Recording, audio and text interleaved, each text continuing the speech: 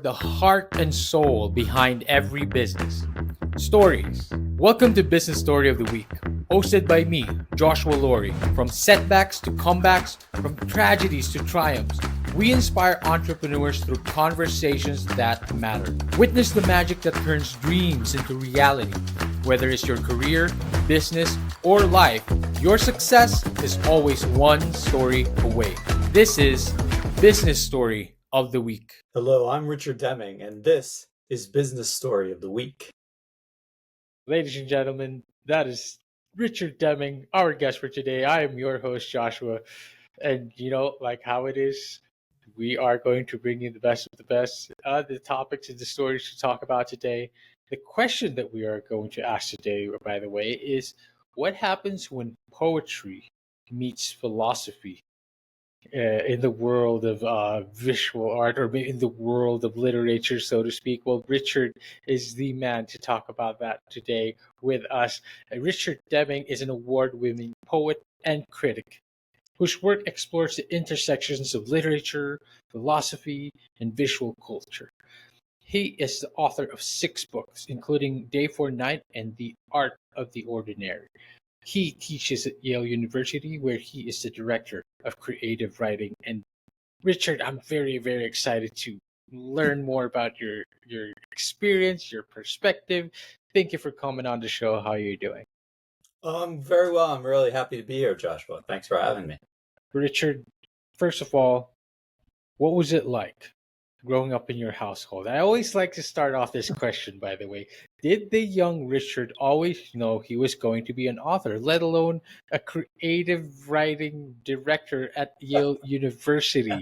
What was the young Richard like? Yeah, well, I definitely didn't know about being a director of creative writing. No, I don't think I knew I wanted to be an author. I came from a town that was really pretty anti-intellectual, and Oh, so like there wasn't mm, a clear idea of being an author in that, and even though I was sort of bookish and kind of given to being an intellectual, something I had to kind of be underground about. And mhm. what I got in, the way I was able to sort of channel it was in music.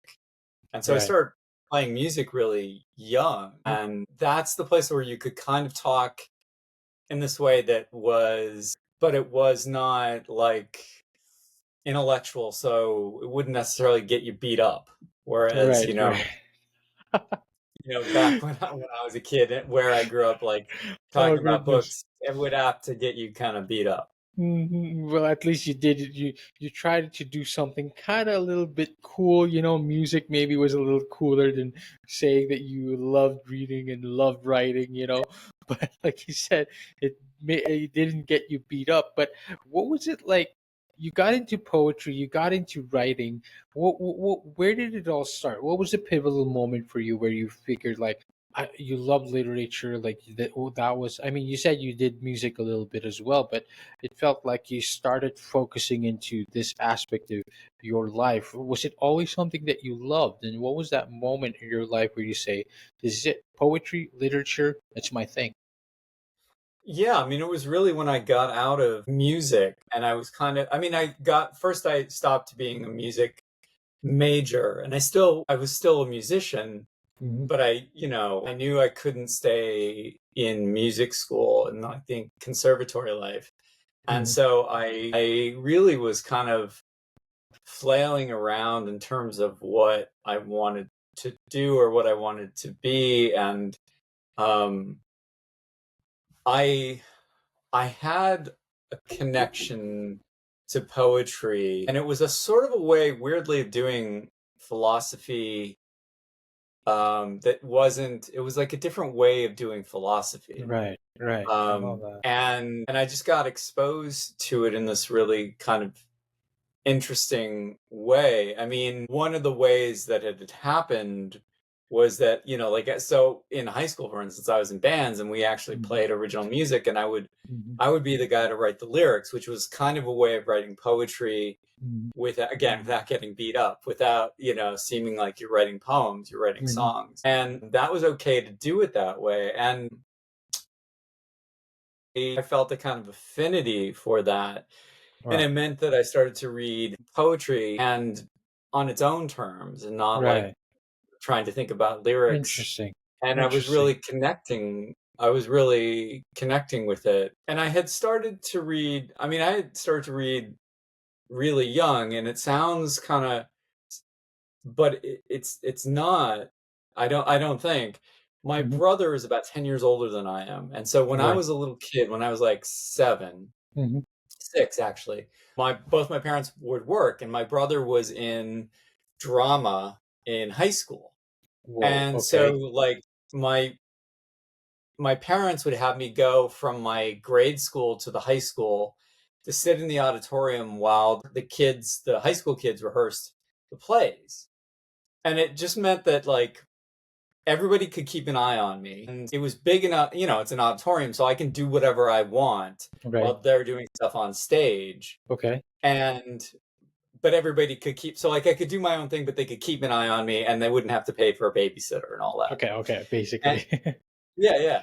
And so it was kind of life changing because they would do 2 plays a year at the high school, and one was a classic, and one was like kind of classical theater, and one was a musical. Right. And the musical they did the first semester was West Side Story, Okay. and Whoa. Okay. Okay. which the drums in that are amazing, the percussion is Hmm. amazing, the music is Hmm. amazing. Hmm. And I was just blown away as a little kid. And I came home and I said, "Mom, I want to learn how Wow. to play drums Wow. Wow. because of West Side Story." Uh-huh. Um, and so I started taking drum lessons. And then in the Uh-huh. spring, they did Julius Caesar by Shakespeare. What was really, Joshua, was really interesting because that it's gonna, like I said, sound precocious, but it really wasn't, because they would keep stopping so that the teachers could explain to the Mm. high school kids what it is that they were saying, because they didn't Hmm. quite understand. Hmm. And so like I'm hearing it again and again. Hmm. I'm hearing the explanation. I'm seeing my brother Hmm. speak these words and his friends speak these words. So it's Hmm. not intimidating, Right. and it was slowed down so that I could get it. So Hmm. that I came home, I said, "Mom, I want to read Shakespeare."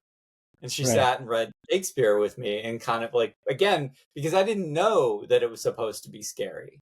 I Right. just like, especially Julius Caesar, there's violence and stuff like that. Mm. Like it's kind of cool. Like you can Right. get the Of course. story. Of course. Of course.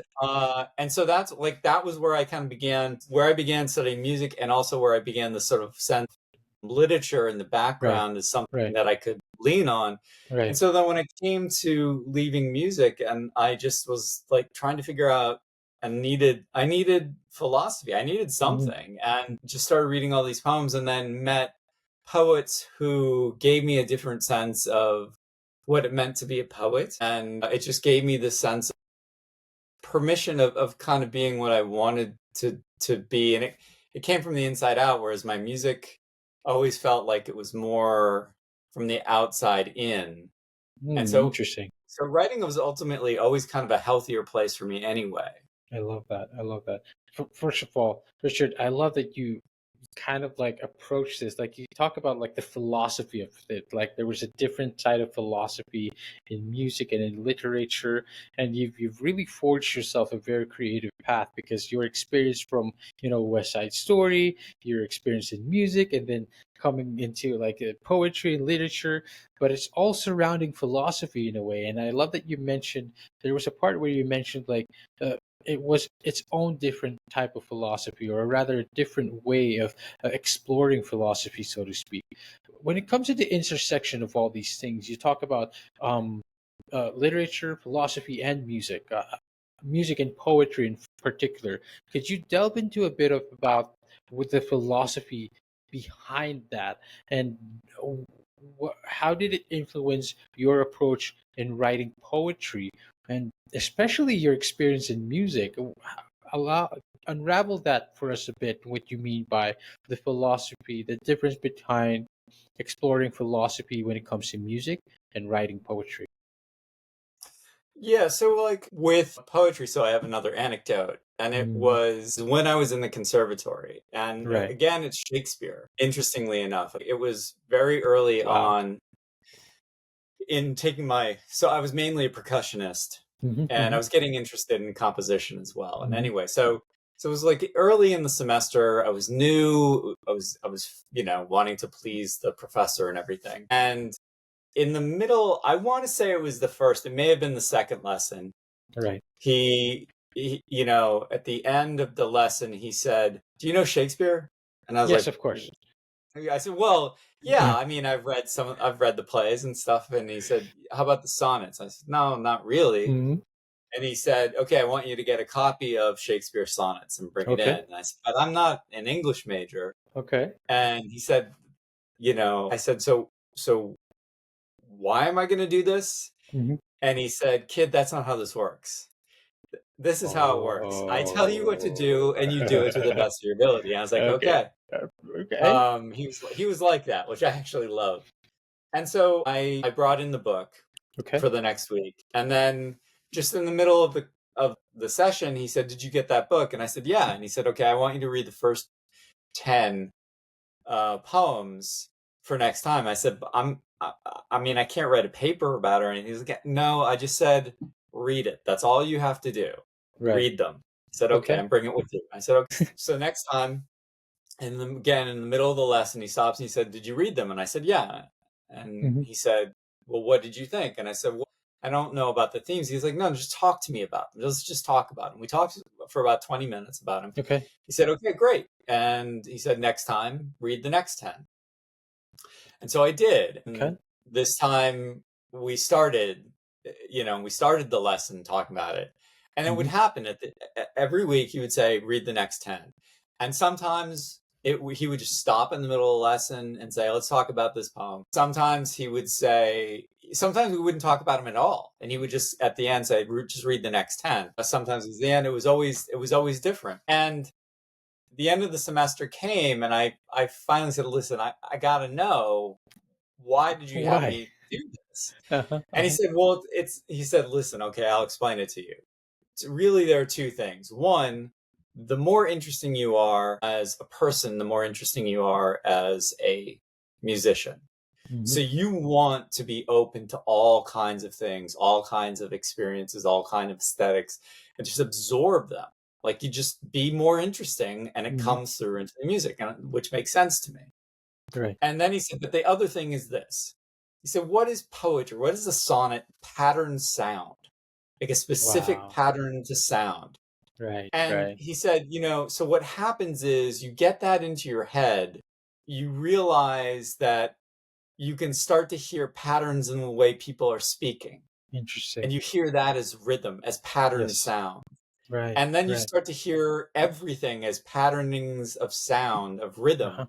And that's what we as percussionists are doing. So that what happens is you realize the whole world is playing music all the time. Every time someone is speaking, you are hearing music that you can then use that pattern, that you can use to create music with, because it's not inventing, it's just pulling it together. And especially from these things that you don't realize are music. And he said, so that's the foundation. Rhythm is the foundation of everything.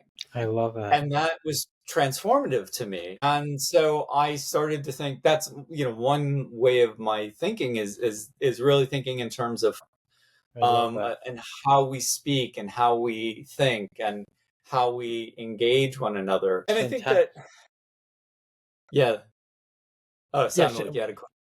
Yeah. When it comes to, like, I love that because you you put it together in a way that patterns, you find patterns in different ways, and you find patterns in different mediums, like when you create patterns or with sonnets, it allows you to engage the art form differently in poetry as well. It's almost like a painting as well. It's like, how do you decide which strokes to make bold, which ones to leave subtle? I love that you put it in a picture for us, that everything, you can approach things differently and engage with your audience and listeners in a more creative ways. How much more do you feel like was this uh, what was the unraveling really? Like, what was more of the inspiration that you got from this type of experience? From, by the way, shout out to your professor, and shout out to the path that he led you into. What was it that you would take from this, and how did it influence your creative approach? Yeah, I mean, I think that ultimately, I think that it uh, it ultimately said that, or got me to think, not in a really conscious way. Hmm. Well, I think in one way of, if we're thinking about it, is that again, it demystified poetry for me to read it in terms of the feeling that it evoked, Right. and not to Right. approach it like this is the problem, at least in the States, is that poetry, if it gets taught, even literature, if it gets taught, in high schools and stuff, tends to get taught as if it's some kind of, puzzle or Rubik's cube that if you Mhm. get it right, you figured out the Mhm. hidden message. And it's, and like students say, are we reading too much into this? And I said, well, no, you're reading out of it. You're seeing the choices that people make, and that those choices are meaningful, Wow. and they sometimes mean more than we realize that they Yes. mean. Of course. Of And course. that was what I think I out of it, Wow. was that everything is sort of indicative of a kind of choice that we've made, and how to speak to one another, how we think, how we communicate, Right. the kinds of language that I'm Mhm. using with you and you're using with me, like Mhm. those are choices. And that Exactly. we might speak differently to other people. Like you might Mhm. speak differently to your parents, you might speak differently to your friends, Right. you might speak differently to a boss. Like we change, and those are different kinds of what we call discourse. And Mhm. so like just figuring out what is the sound of the situation, I love that. and that like some of it is just listening to how the other person talks, and sort of matching that language. I think that was a lot of it, and I think the other part of it too is just that everything is capable of meaning, of having meaning. That's it. That's it. I love that. Like everything can be musical, then everything can Expression. have meaning, everything Of can course. be an experience, and it's just our thing. I mean, that's really the whole argument of that one book that you mentioned, Art of the Ordinary. Ultimately, that's its argument, is that everything means, and what would it mean to live in the world, That's it. and that That's it. everything is capable of carrying meaning, which is it. I love that. I love that you, of course, because it allows you to also unravel what how the artist thought, right? Like, why did he present it this way? Why did he write it this way? Because, like you said, all of it is intentional, especially when it comes to the medium, right? Like he chose this medium. Why did he choose this medium? Why did he choose to write it this way? But even then, like, be it a sonnet, be it like a song, the lyrics that they included in there, the literature, the words that they included in there. I love that you pointed out that there is always meaning behind it. Of course, Richard, you have your book. I love this, by the way. The Exquisite Loneliness by Richard Deming is what loners, outcasts, and the misunderstood can teach us about creativity. Richard, I'd love to give this opportunity to talk about this book. Let us know what it is all about and what was the inspiration behind it. So, I love the title, by the way, The Exquisite Loneliness. But why outcasts? Why the introverts, the misunderstood, the loners? What was the inspiration behind this one? Because they're my people. I mean, it really was. I mean, I really was sort of thinking through my own sort of chronic loneliness, and wanting and realizing that, part of that loneliness did often lend itself to sort of creating things. And I just wanted to like look at my life and understand loneliness's role in it, and also look at other people. So I look at the sort of a protege of Freud, Melanie Klein, the psychoanalyst, the painter Egon Schiele, Rod Mhm. Serling, who created The Twilight Zone, Mhm. Walker Mhm. Evans, one of the great American photographers, Walter Benjamin, a Jewish intellectual from the mid-century, or the war, pre-war, and Zora Neale Hurston, the novelist and anthropologist, all of whom had, and to some extent the actor Philip Seymour Hoffman, and Right, they right. Philip all Seymour were Hoffman. pretty clear that loneliness was something that they were wrestling with. I wanted to see, as someone who doesn't think that like loneliness is something that we are cured of, Hmm. we navigate it, we manage it, we negotiate it, but we don't cure it. But what can we build with that? Yes. What can we make out of that or make with that Interesting. loneliness? I love that. And of course, Yeah, one of the question that you said in there, what can be done not despite, but because of loneliness? It's yeah, an intriguing thought. It's an intriguing because normally it would be like, you shouldn't be lonely. It's but it's not always in everyone's control, right? Not anyone. I don't think anyone actively chooses to want to be lonely, right? But it's just some people just live lonely lives. But how can we draw something out of this? And I love that. I love that you're putting a voice to the loners, to the misunderstood people who are living that kind of life. Richard, we'd love to get to know more about you. Where can we find you? Of course, where can we find all your other books as well? Are they all out on Amazon? Of course, you have your book Day for Night as well. Another book of yours is Art of the Ordinary, the domain of art, film, philosophy, and all that. It's fascinating. We'd love to be able to get to know you more. Are you on any socials? Are you on LinkedIn and whatnot? Where can we I'm on find you? LinkedIn. Does that count? Well, now let's count that. Well, I did send you a connect request on LinkedIn, so let's connect up on that. But where Yeah. else can we find the rest of your book? Let our audience and listeners know. I mean, really, I have a website, Mm-hmm. richarddemingBooks.com, Mm-hmm. and you can find me via the Yale University English Department Right. website. There's a page for me there, but I'm not like on Instagram or Yeah. Truth Yeah. Social or anything like that. Well, fortunately, sometimes we just need to stay away from a lot of those. Yeah. Get rid of all the noise, basically, and go in it. I can only imagine with someone like you who is also very creative. You don't want all that noise. You don't want all that unnecessary stuff. But again, like allowing us this perspective into how you think and how to uncover creativity in your own way. And uh, it's been great. It's been great interviews. It's been a great time, Richard.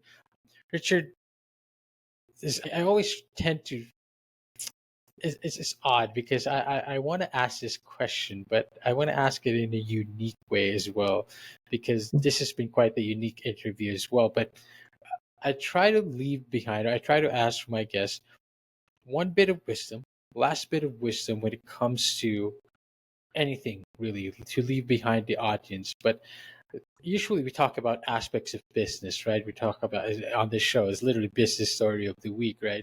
But if you can relate it somehow um to how you approach art, creativity, and philosophy, what would be one wisdom that you can leave to us, to the audience and listeners, where we can relate it to not just business, not just career, but also life in general?